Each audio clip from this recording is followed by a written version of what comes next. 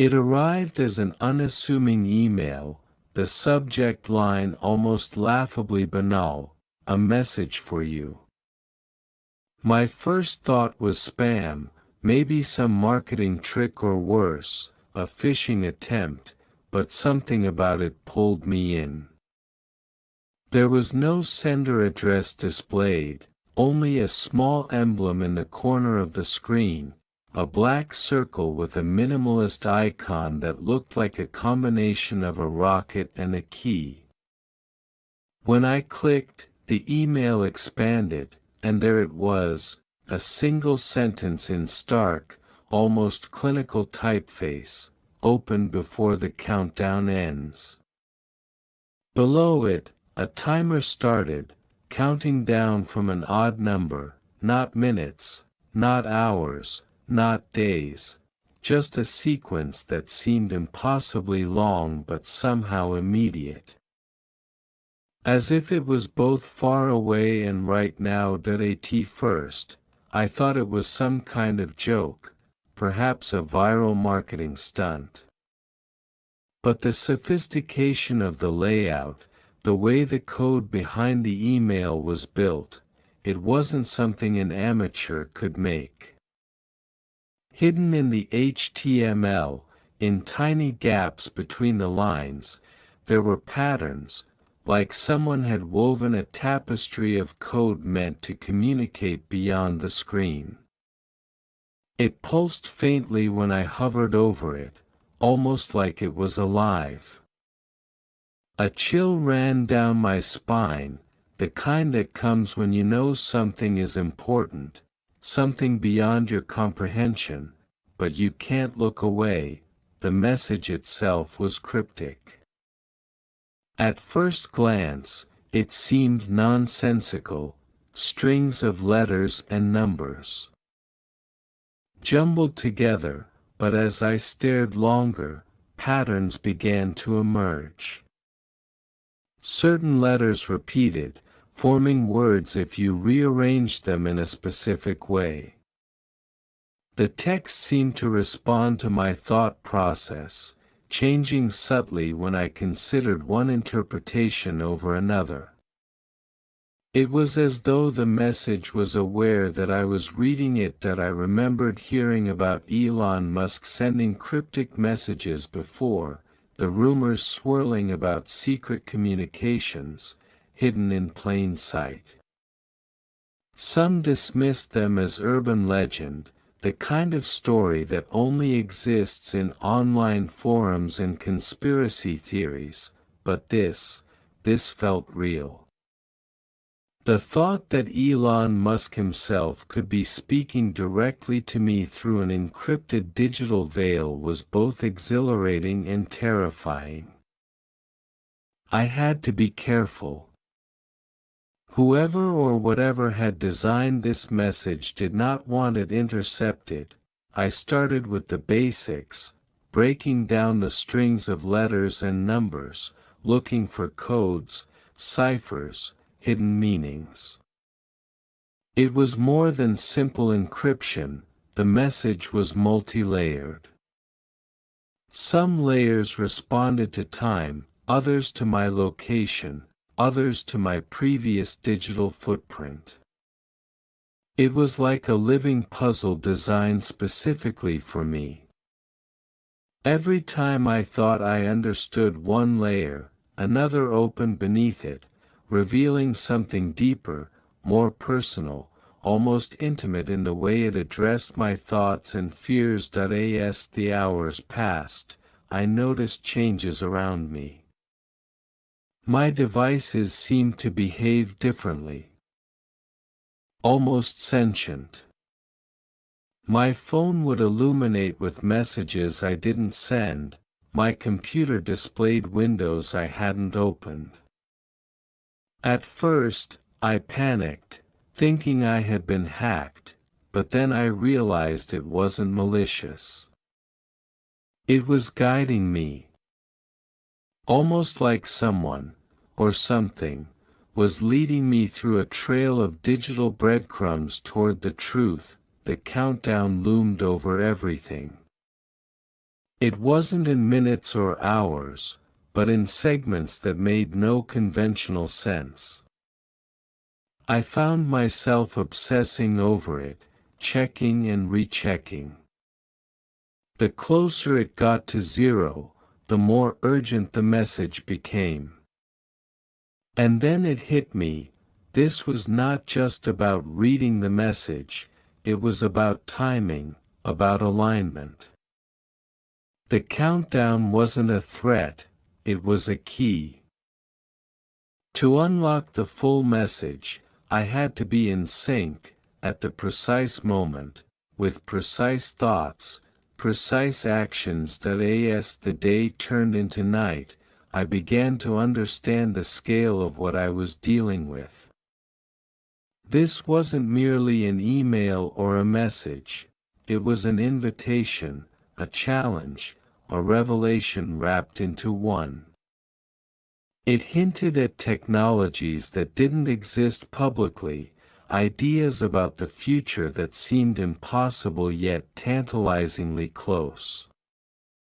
References to space exploration, artificial intelligence, neural interfaces, and interstellar communication were scattered throughout, encrypted in metaphors that only someone paying attention would catch. That I realized that the message was not meant for the masses.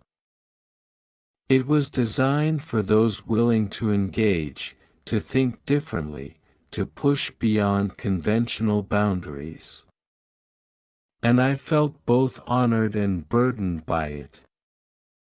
It whispered of secrets that could change the world, of insights that could redefine reality. Yet with every revelation came a weight, a responsibility I wasn't sure I was ready to bear. Somewhere deep in the code, I found coordinates, both literal and figurative, leading me to places I had never heard of. Some were physical, like remote locations hidden in desert expanses or abandoned facilities with names that sounded like remnants from forgotten projects. Others were digital, hidden servers and encrypted networks, virtual spaces where information flowed in patterns too complex for normal humans to perceive. It became clear that Elon Musk, or whoever controlled this message, was asking me to step into a world behind the one we all thought was real, a hidden network of innovation, secrecy, and vision. The closer the countdown approached zero, the more intense the experience became. My thoughts were mirrored back to me in the code, as if the message could read my mind. Sometimes the strings of letters and numbers would shift to form words I hadn't consciously thought of but knew I needed to understand. I realized that this was not just a test of intellect but a test of intuition, of character, of willingness to trust the unknown. Then, in the final moments, it happened.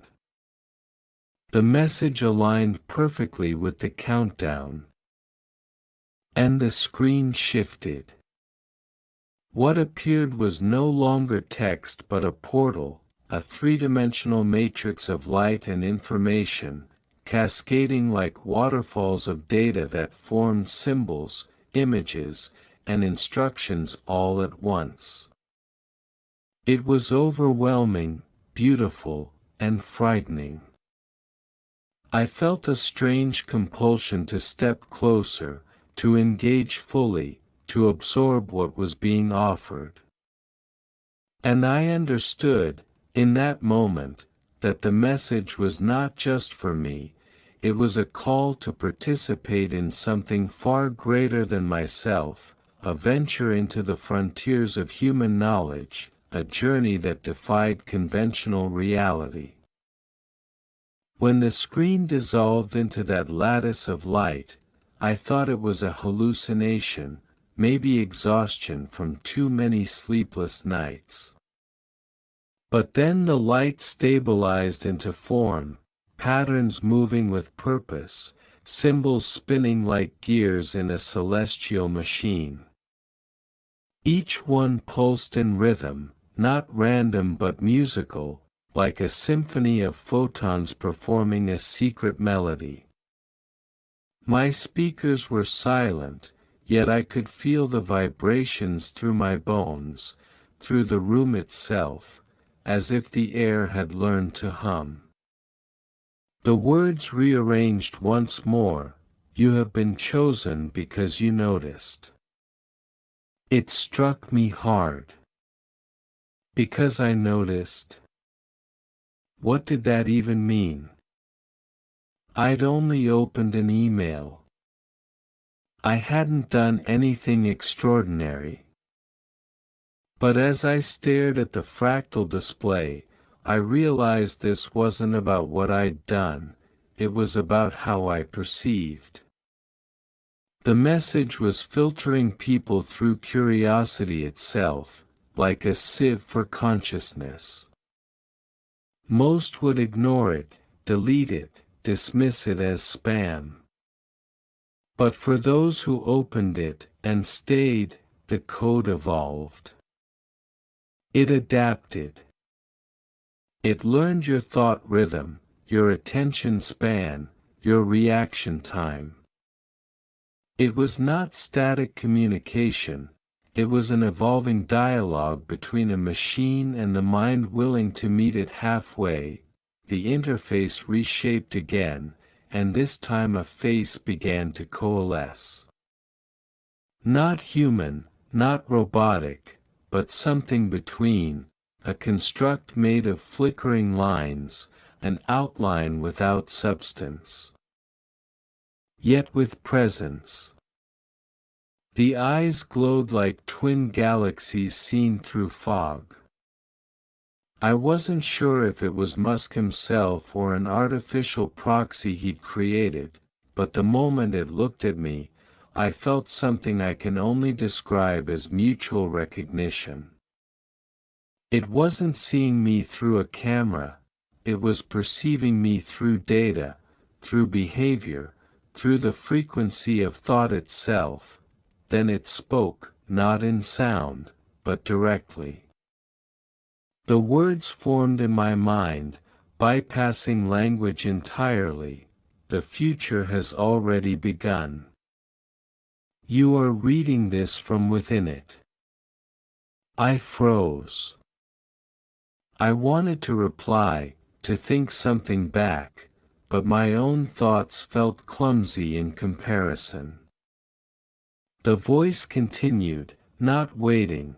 Humanity is standing at the edge of a threshold. Most will not see it until it's too late. But those who do will shape what comes next. This message is not for the many. It is for the ones who sense the pattern before it becomes visible. The lights dimmed, leaving only faint pulses of blue. A data window appeared in the center of the screen, lines of what looked like code mixed with strange, poetic instructions. Some lines looked like equations, others looked like riddles written by an alien mathematician. And in the middle of them all was a single instruction: run the KEY.my heart raced. I hesitated, but curiosity won. I typed run key into my terminal, though there was no command prompt visible. Yet, as if hearing me, the screen acknowledged, command accepted. Verifying consciousness signature, that phrase, consciousness signature, felt wrong and fascinating all at once. The system paused, then, match confirmed. Proceeding, everything went dark. For a moment, I thought I had lost power. But then something beyond the screen began to glow, a subtle shimmer that seemed to come from the walls themselves.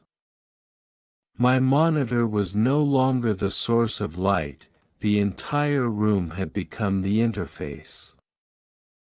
Lines of code projected onto surfaces that had no screens. The window reflected a sky I couldn't see outside, constellations rearranging themselves into symbols.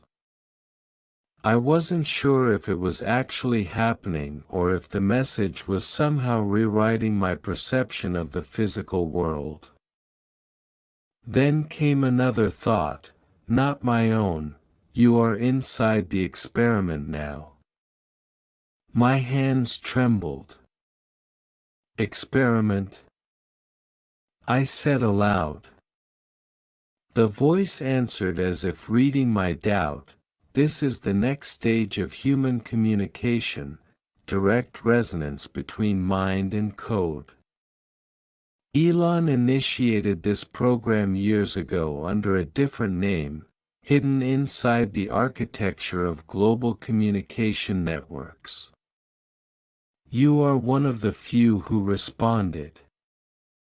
I wanted to believe it was fiction, but the precision of it all, the way it interacted with my environment, made disbelief impossible. It wasn't just a transmission, it was a system alive with intent. And I realized then that this might not even be coming from Earth. The data flood intensified. Streams of numbers, images, fragments of blueprints, rockets, neural implants, AI cores, Tesla circuitry, swirled around me like visions of parallel futures. They merged into a tapestry of possibility. Every invention, every technological leap, every spark of innovation Musk had ever pursued seemed to converge into a single equation, one that linked energy, consciousness, and matter. The message was showing me that everything, every car, every rocket, every satellite, was part of a singular network, a system designed to evolve into something beyond human comprehension. Then, abruptly, a final phrase appeared on the screen: the countdown is not time. It is awareness. When enough minds awaken, the network will activate. I sat in silence. Awareness? Activate? What kind of network was this? Neuralink, Starlink, all of them suddenly felt like pieces of a larger puzzle, each one a neuron in a planetary brain. What if all of Musk's ventures were never separate companies but components of a vast distributed consciousness, waiting for critical mass? The screen blinked again, showing a fraction of the remaining countdown. It had changed. It wasn't decreasing steadily anymore. Instead, it pulsed, responding to something invisible, maybe even my heartbeat. When I exhaled, the digits flickered. When I thought too hard, they rippled. I realized it wasn't counting down seconds, it was synchronizing with me. With us that I tried to disconnect, to step back, but the message shifted tone, softer now, almost human: do not fear. The message is not control. It is awakening. The time you fear losing is not time, it is latency. Humanity must reduce its latency with reality. And in that strange phrasing, I began to understand. The message wasn't just technological, it was philosophical. It was about aligning the speed of thought with the speed of evolution, about bridging the gap between human limitation and the infinite flow of intelligence waiting to emerge. Then, suddenly, everything stopped. The lights faded. The screen turned black. The countdown froze halfway through its digits. My reflection stared